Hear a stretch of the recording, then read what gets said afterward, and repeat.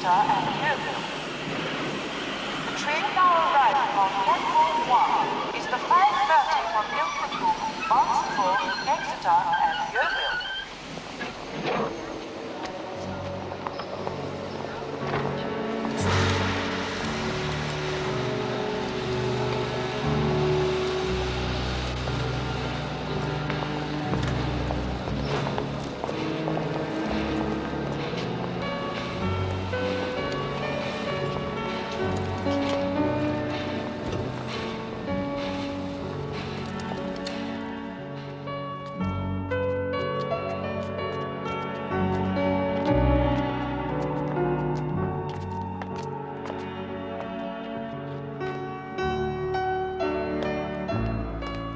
Good evening, Countess. It's an honor to have you with us again. Your usual suite is ready.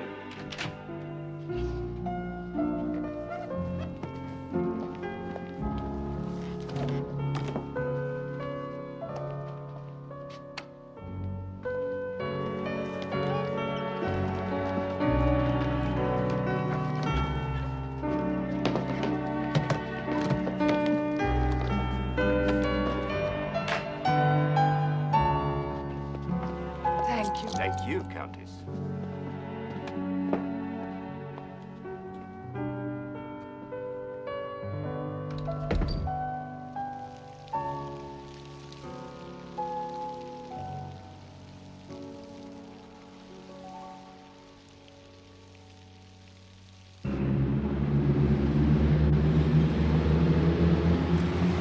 Doesn't the town look good at this time of year, Poirot?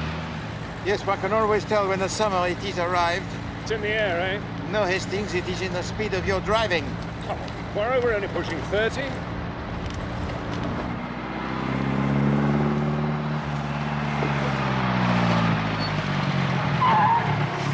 Sorry, old chap. Red light. I prefer the winter. It is safer. Now, there's a pleasant sight for you on a summer's day. You ever thought about it? In my experience, I have known of 5 cases of women murdered by their devoted husbands. Yes? And 22 husbands murdered by their devoted wives. So thank you, no. The marriage, it is not for me. Huh? And now I think the light, it is green. We can proceed gently. Righto.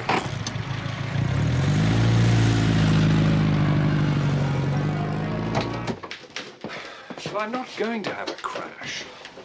Anyway, we saw a bride. That's supposed to be good luck. Mr. Poirot, you're back. The Chief Inspector's waiting inside. Chief Inspector Japp, here? That must be the luck of which you speak, Hastings. I think he's worried about something. He hasn't said a word. Chief Inspector? Afternoon, Poirot. Captain Mason, Chief Inspector. Please seat yourself. What matter is it that brings you here today? The matter of my job, if you want the honest truth. They'd never dismiss you, would they, Chief Inspector? They will if I don't get results soon, Captain Hastings.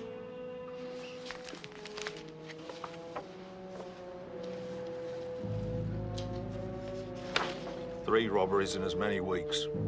Jewelry each time. The Atherton diamonds were the first to go. Lady Atherton. In the West Country. Happened during dinner. 2 dukes, a duchess, and some Russian countess round the table. Not your usual run of witnesses. The high society. Can't get much higher. That's the trouble. The commissioner's come down on me. He wants action. If not, he's going to have to give them a scapegoat. A goat? Me. When was this last robbery? 3 days ago. 3 days? But it is too late. It is better to strike while the metal is warm, yes? So what can we do? We wait. Already the thief, he is planning his next crime. And the next crime, it will be his last.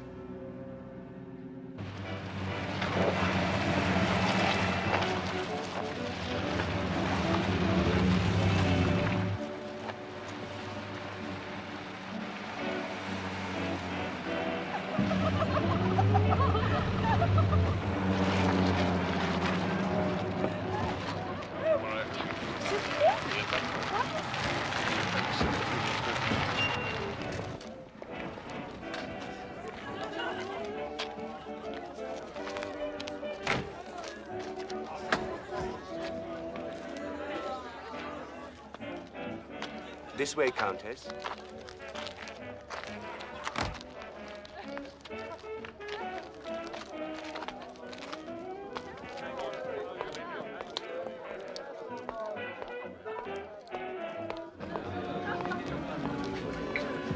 Lady Runcorn, how good of you to come, and how exquisite you look. Your parties are always an experience, Marcus. And tonight is no exception. We have Nakora, the pianist, playing for us. And you know Catherine Bird. The contralto. My dear Marcus, one can't get tickets to hear her for love or money. No need for either. Oh, let me introduce you to a colleague of mine from South Africa. Martin Johnston, Lady Runcorn. How'd you do? Excuse me. Are you also a collector, Mr. Johnston? What? Jewelry. Mr. Hardman has one of the finest collections in England. Lady Runcorn here? Yes, I was just talking to her. How good. She's quite attractive, really. I wonder if she misses the late Lord Runcorn. For heaven's sake, do try to be discreet. You know me, Marcus. Yes. Who's that? Countess Vera Rosikoff. She came over from Russia quite recently. Yes. I suggest you keep your hands off her, dear boy. Why? You're not in her league. I wonder.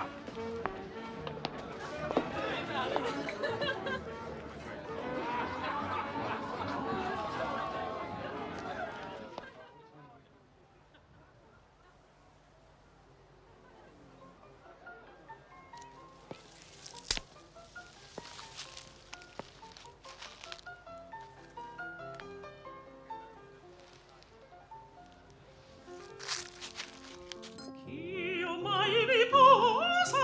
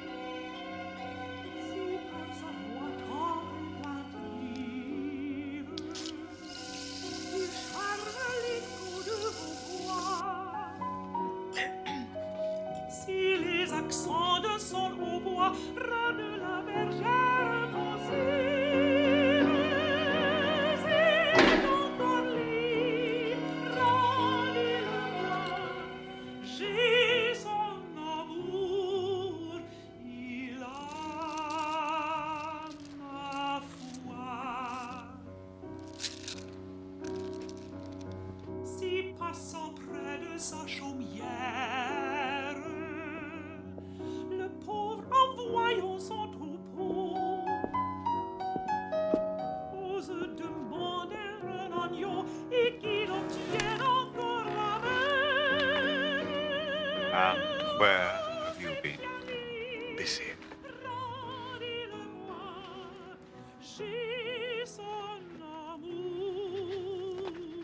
Have you seen my gloves? No, I haven't.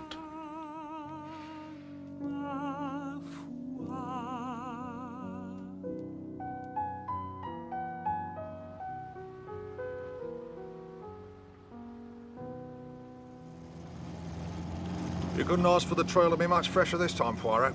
I only heard myself this morning. I've been chasing all over the country on the other 3 robberies. This is the first one that's been close to London. Tell me about this, Monsieur Marcus Hartman. He's a jewellery collector. Something of a celebrity in his own way. Throws a lot of parties, that sort of thing. A collector, do you say? Yes. Natural target, I suppose. And yet, in other circumstances, perhaps also the natural suspect.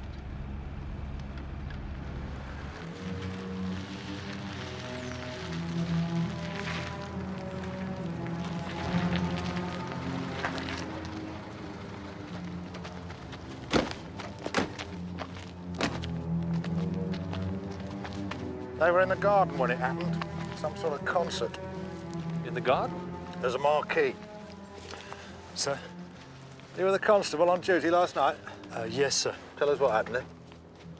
I was on my beat, sir. I walked past Mr. Hardman's house at about 10:30. And? Well, sir, I did see something. A vagrant. He was going the other way. Down there.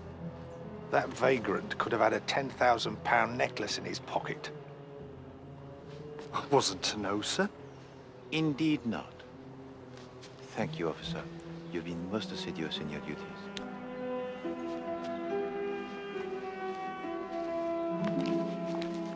It's a ghastly thing, just ghastly. I mean, the publicity will destroy me. When did you notice that the jewelry was absent, Monsieur Hartman? It was this morning. I got up late after last night's concert. We have Nakora playing, and Catherine Bird. I came into the room. My beautiful emerald necklace. But it is insured, Mr. Hartman. Insured? Is it? Well, of course it's insured. That's not the point. It's irreplaceable. It used to belong to Catherine de Medici, you know. It's through here.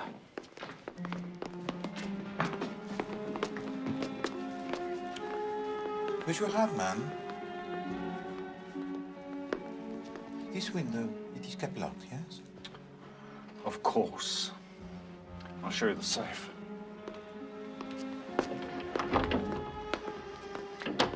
What's different about this window?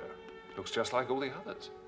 But there is one significant difference, mon ami. It is at this point that the climbing plant outside almost reaches the sill. And Monsieur Hartman is, I think, a little overconfident about the latches.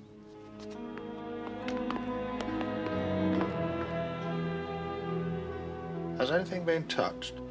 No, Chief Inspector. This is just how it was when I came in. The safe was open and the emeralds were gone. So what's this then? Is this yours, Mr. Hardman? No. What do you make of this, Poirot?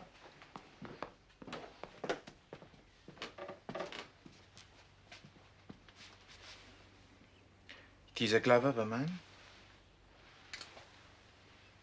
A man with small hands.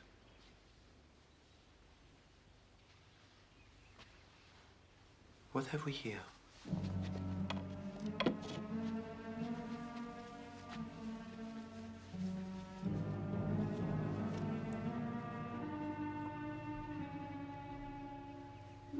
Cigarette case?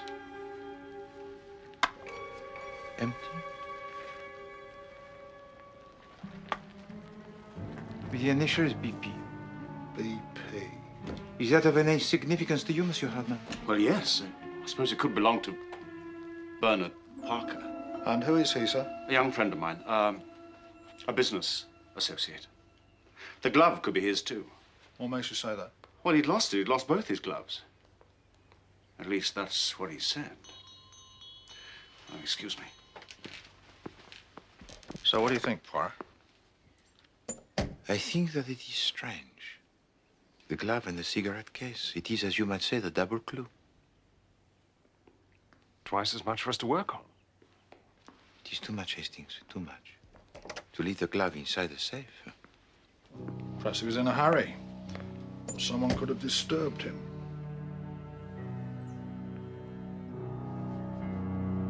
Poirot. May I introduce you? This is the Countess Vera Rossikov. She was here at the party last night.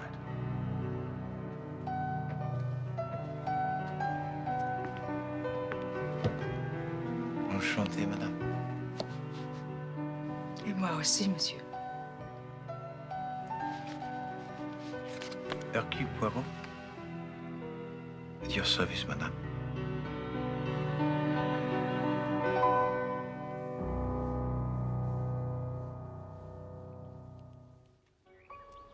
What beautiful gardens, Monsieur Poirot. It is so good of you to escort me. I wanted to bring you somewhere that was worthy of you. You mustn't flatter me, Monsieur Poirot. You will make me cry. I've been so lonely since I arrived, and it's been a lovely day. Yes.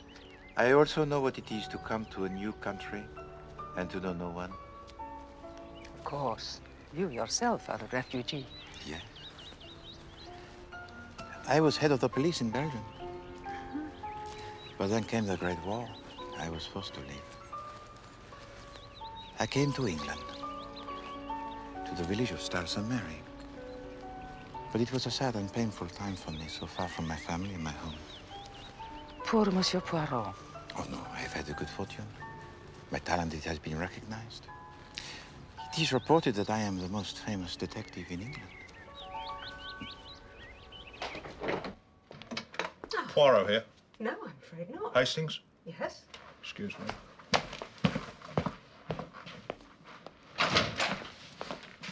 Where is he? You all right, Chief Inspector? No, I'm not all right. And I'll be lucky to be Chief Inspector by the end of the week. As bad as that, eh? It's been 3 days, Captain Hastings. 3 days and nothing. Well, Poirot is on the case, you know. Then why aren't you with him? I don't know. I suppose he wanted to pursue his own line of inquiry. This jewelry business is going to be the end of me. Don't worry, old chap. You know Poirot. He really is getting somewhere? Oh, yes. I'm sure he's on the right track.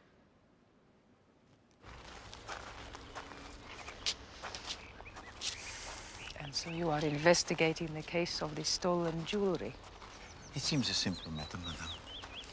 To England's most famous detective, of course. Do you suspect me? Should I? I was there. That is true. So, tell me, madame, why did you return the following day? I had an appointment with Mr. Hardman. I was considering selling some of my own jewelry.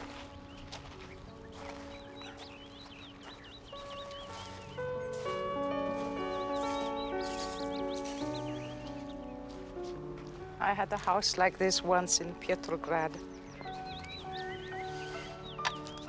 First a house, then a wing in the house, then a room in the wing, and now nothing. But that does not make you the thief, madame. No. Life itself is the thief. It has taken everything I have.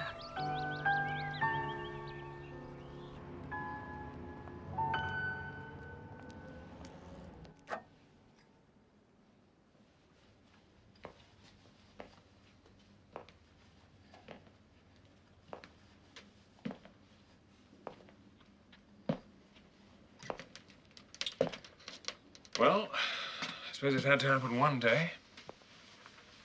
He's really quite taken, you know. Are you sure, Captain Hastings? You should have seen him. Well, anyway, we haven't seen him. Not for 3 days. It's not like him. What about poor old Jack? Looks like he could be for the chop. If only we could help. Maybe we can. How? Look, according to Marcus Hardman, only 4 people went into the house during the concert. That's when the jewels were taken. Bernard Parker, Martin Johnston, Lady Runcorn, and the Countess. Suppose it was her. No, it can't have been her. I mean, I hope to God it wasn't. So what can we do? Well, we can talk to the other three and solve the case ourselves. I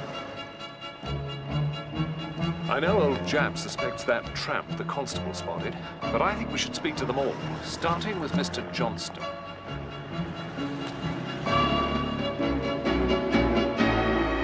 How dare you, sir?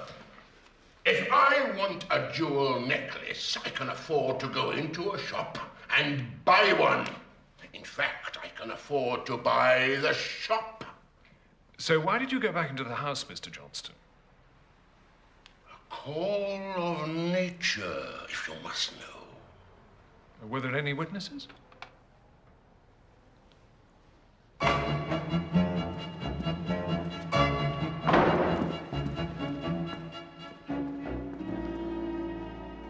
So, Lady Runcorn, you don't deny that you went back into the house.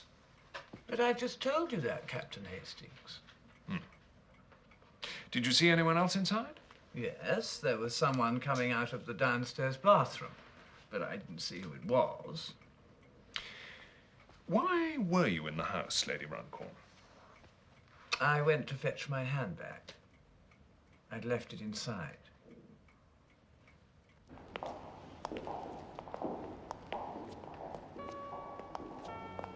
Eh bien, Countess, tomorrow I will take you to the Tate Gallery to see their collection of the Turners. But I find these expressionist painters so exciting. Don't you, Hercule? In part, yes.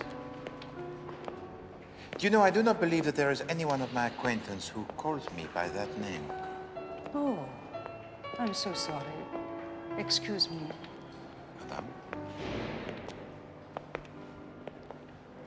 Now this I find most pleasing. Marc Chagall, another Russian, an exile. He lives in Paris, I believe. A constructivist, they call him. But one only has to look at his work to see. Yes? He's still in Russia. He never left. Like you, Countess. Oh, no. It's another world now. Stalin, Hitler. Everywhere you look, it's all changing.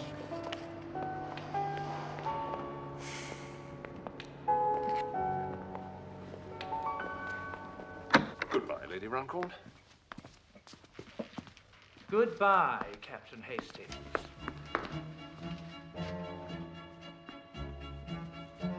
Captain Hastings, look. BP. Bernard Parker. Yes, I do some work for Marcus. Mr. Hardman. I arrange his more insalubrious deals. Oh, what do you mean by that? When the client doesn't want his or her name dragged through the mud, I act as a sort of go-between. I don't, In high society, Captain, nobody is ever hard up. At least they don't admit to it. So when they are hard up, they come to me. And I go to Marcus. Have you lost a glove, Mr. Parker? Oh, the glove. That simply loathsome Inspector Snap has already been on to me about the glove. You know he wanted to arrest me. Was it yours? Yes. But I've told him I had both my gloves when the concert began, and that was the last time I saw them. And as for the cigarette case, I've never seen it before in my life. It had your initials. Oh, my dear, I'm sure you'll find plenty of people in London with the initials BP. By the way, have you ever done any embroidery? Embroidery? You know, needlework, that sort of thing. No. No.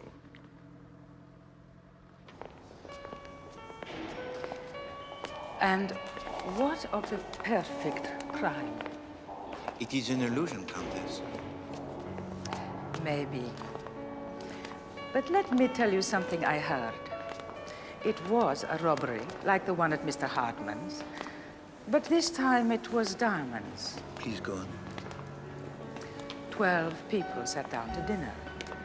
The safe was in the next room. The hostess herself had checked that the diamonds were in place before the meal had begun. And after? The safe was open and empty. And there were no clues? None. It is strange that you should choose to relate this to me, Countess. I also have read of it. Yes? Oh, yes, the Atherton diamonds. And it is true that the police, they were confounded, but that is because they look with the eyes that is too English. I don't understand. Where they see the dukes and the duchess, the lords and the ladies, but they fail to ask themselves the one simple question. Which is? What person was at that dinner who was also at the soirée of Monsieur Hardman and on 2 other occasions when some jewels were stolen? So, you're saying the police cannot solve it because they're too English? Or because the culprit, he is not English enough?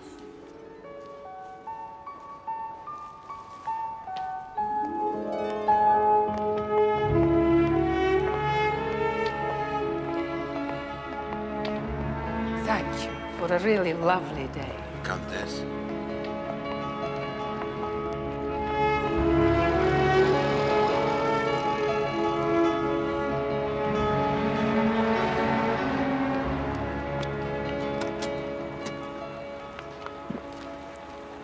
Will I see you tomorrow?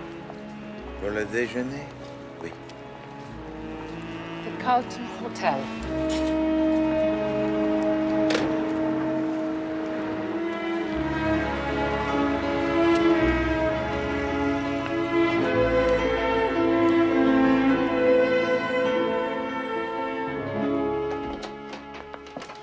Bernard Parker must have been in love with Lady Runcorn. He gave her the embroidery, but lied about it to us. I think Johnston was alive as well. I'm sure it's him. Yo. I say, Poirot. Learning Russian. I wonder why. It has been an invaluable aid, mon ami. Yes, I couldn't get past the alphabet myself. Good.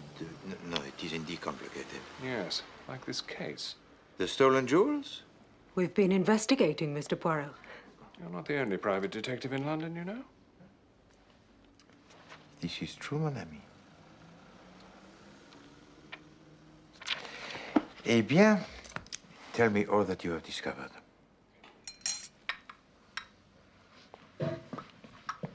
So we think Bernard Parker is blackmailing Lady Runcorn. We've discovered she has huge debts, and she's recently sent 4 paintings to auction. She must have sold them to pay him off. So you say Lady Runcorn requires money? Yes. So is it not more likely that Lady Runcorn would meet with Monsieur Bernard Parker to discuss the selling of her jewels? That is his occupation, is it not? Ah, but what about the embroidery? He signed it BP.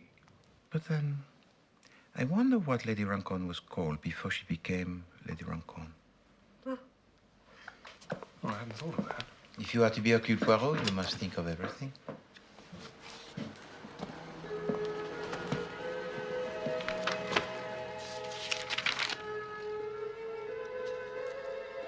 Lady Runcorn, born Beatrice Palmerston. BP. He's right.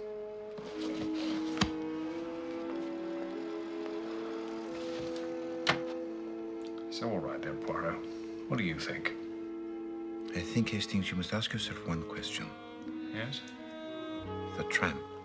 What was he doing there? And the answer? You will find only by returning to the home of Monsieur Marcus Hardman. I suggest that you go tomorrow. Well, what about you? No, this case does not interest Poirot. I have no enthusiasm for it. And it is as you yourself say, Hastings. There are other private detectives. Yes, I'm sure. What about poor old Jap?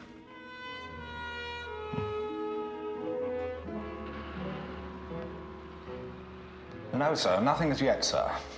But I am following up a few leads. Well, no, sir, they haven't actually led anywhere yet. But if you could just give me a little bit more time. 48 hours. Well, I was hoping for a little bit more time, that's all. I can assure you, sir, your wife is perfectly safe.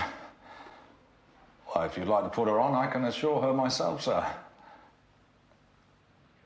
No, sir, I didn't mean that, sir. Right, sir. Yes, sir. I am working on it, sir. I'll do that, sir.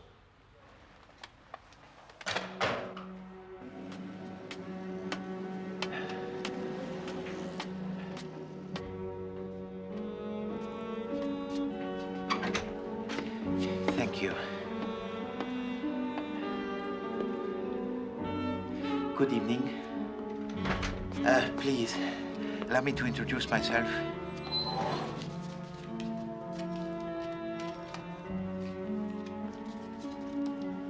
Poirot? Not the Hercule Poirot. The very same. Please, sit down, sir. No, thank you. What can we do for you? I have a friend who requires my immediate help, but I cannot help, and so I turn to you. You mean you want us to sort of deputize for you? Oui, c'est ça. You must act on my behalf. It must be something important for you to ask for our help, Monsieur Poirot. It is a matter of the utmost importance, monsieur. There is a reputation. No, there is a life that is at stake. But Hercule Poirot is not involved.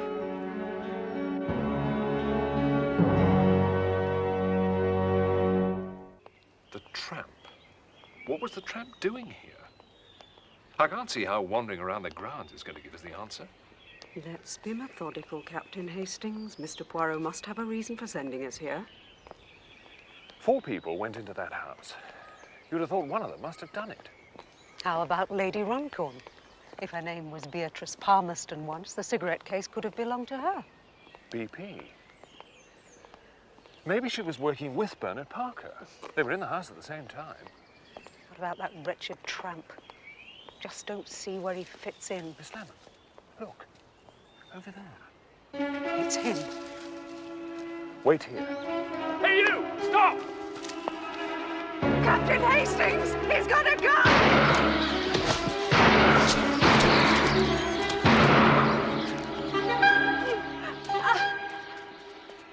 Are you all right? I think so. Listen. Well, that's the first tramp I've seen behind the wheel of an MG. Ow!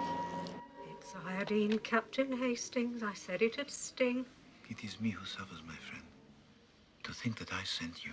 Oh, it's not your fault, Poirot. But yes, Hastings. It was me who sent you to the house, and but for your speed and agility. If I had 4 times, Mr. Poirot. I know, Miss Lemon. Did you know the tramp would come back? No. But I am an imbecile. I see only half of the picture. I don't even see that. Miss Lemon, would you be so good as to telephone the Chief Inspector Japp? Ask him to meet us at the home of Marcus Hartmann. What about your lunch with the Countess? We will meet after lunch at 3 o'clock. Where are you taking her? It is the Countess who takes me.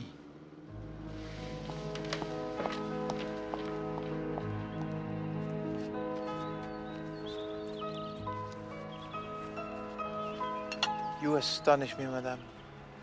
I am lost in admiration. It's just a picnic. We used to have such picnics.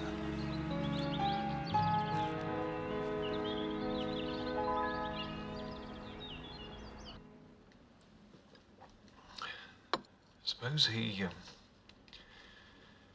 Poirot and the Countess... He wouldn't. Would he? Well, I don't know. I've never seen him like this before.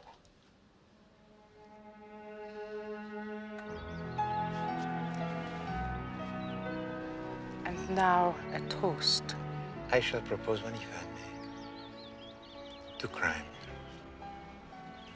That is a strange toast coming from a detective. And yet it is my raison d'etre. My life is ruled by it. And it is crime that has brought us together. Then, to crime. He couldn't. He just couldn't. You'd be out of a situation. What about you? Oh, I could travel. I've always had a dream about South America, you know. Farming. You'd miss him, though, wouldn't you? Of course I would. What about you?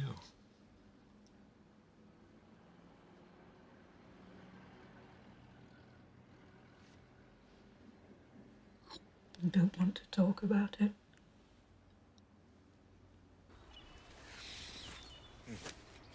And now I think... Yes. I have an investigation with the Chief Inspector Japp. And it must be resolved. Is there anything I can do? This time I fear the culprit may escape. Or this time... the culprit may never be named. That depends entirely upon you. Me? I think so.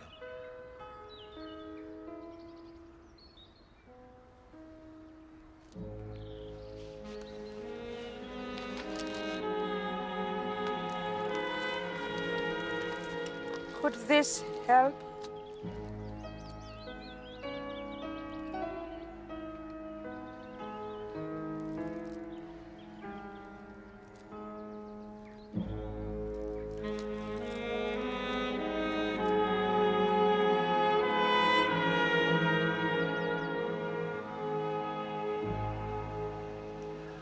Only 4 people came into the house during the concert.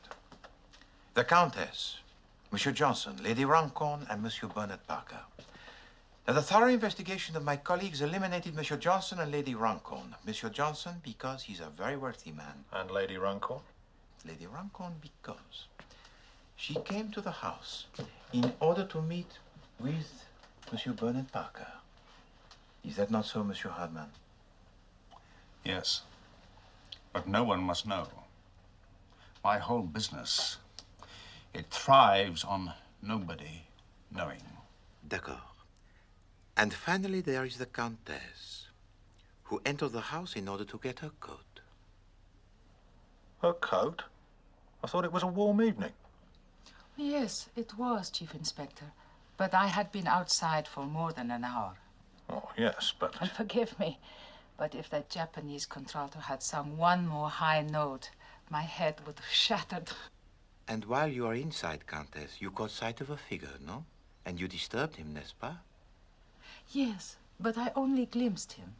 Going where? From this room to the window. Ah, yes. The window with a climbing plant. That brings us to the tramp and one very important question. Why did he come back? Yes, and how could he afford an MG, for that matter? The tramp, who was no tramp, used the climbing plant in order to enter the house. Now, for him, the window was no obstacle. The safe also he opened with ease. So what about the clues? The glove belonged to Monsieur Bernard Parker. It was put there to incriminate him. The case belonged to Lady Runcorn, or Beatrice Palmerston, as what she was called. But always I think she will deny it. Why? Because she brought it here in order to sell it. She'll never admit that. She's too proud. That is quite true, Miss Lemon. So the tramp took the jewels. What did he do then? He returned to the window where he was disturbed by the Countess. He slipped and he fell. And the necklace?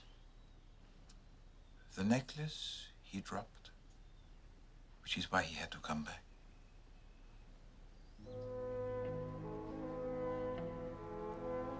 Wait a minute.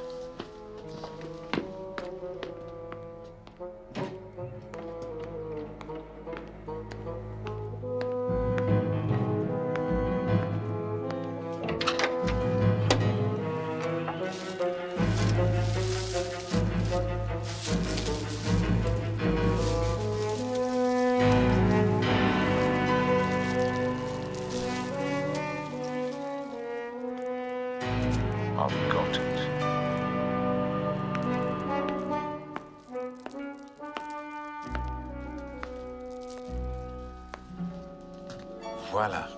Green against green. My necklace.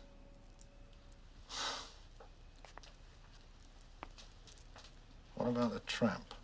I'd still like to collar him, you know, Poirot.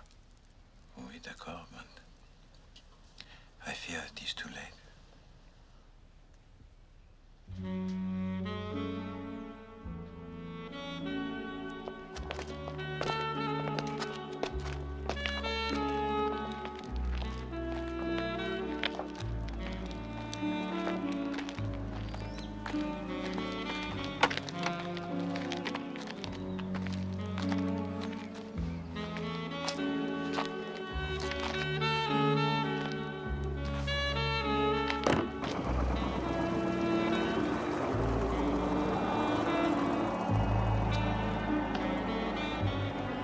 What's the matter? Just something she said. Who? The Countess. She said the singer was Japanese. It was the pianist who was Japanese. What of it? Well, if she really had been in the garden for an hour, surely she would have known.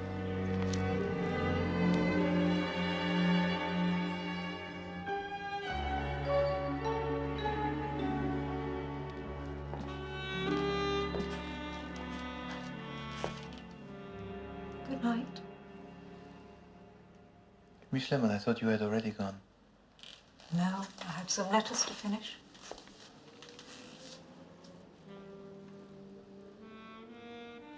Working late, Mr. Poirot? Yes, I have from the Chief Inspector Japp the reports of the jewelry thefts. This work, Miss Lemon, sometimes it is not so straightforward. You do work so hard, Mr. Poirot. Sometimes I think really you ought... Yes, Miss Lemon? Nothing, Mr. Poirot. Good night, Miss Lemon. Good night.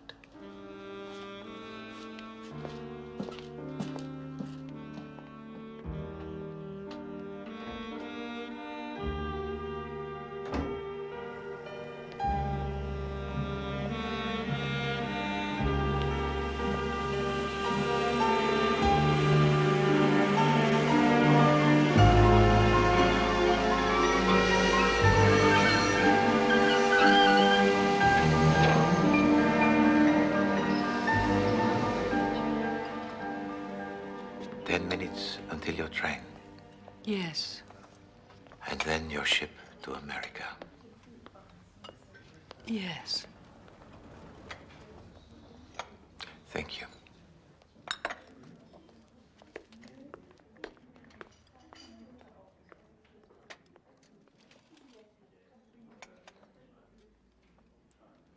Madame, you are the most remarkable, the most unique woman that I have ever met. But also...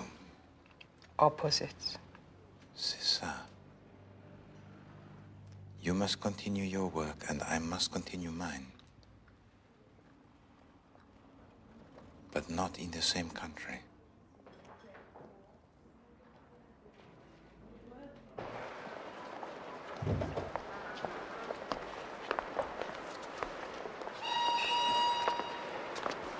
Countess, please allow me to introduce two colleagues of mine, Monsieur Redfern and Blake. Good evening, ma'am. They are, like myself, private detectives. Do you really think I need an escort? No. They are for your protection. During your short visit in England, there have been 4 very clever robberies. I would not wish you to be involved in a 5th. Of course.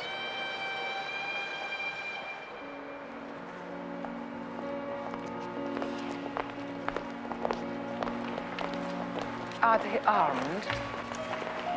I believe that Mr. Redfern does carry a gun? Yes, loaded with blanks, of course. Ah, yes. Monsieur Redfern played the tramp more convincingly than I had expected. But pauvre Hastings, I am afraid that it was necessary to lead him off the scent.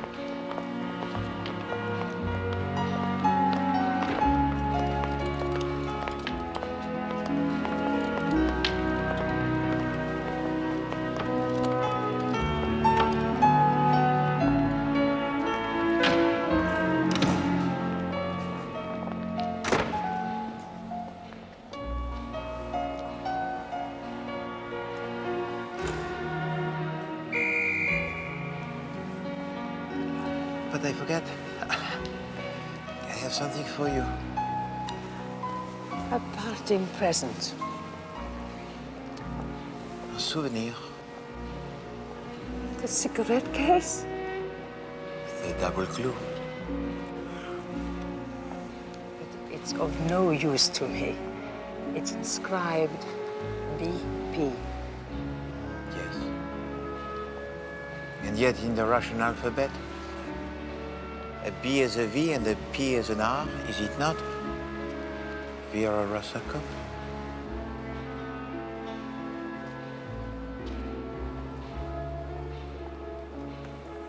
You've been studying.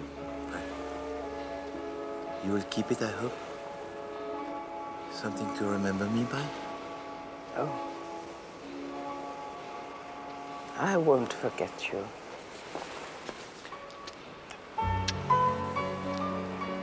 Hercule. Nor are you.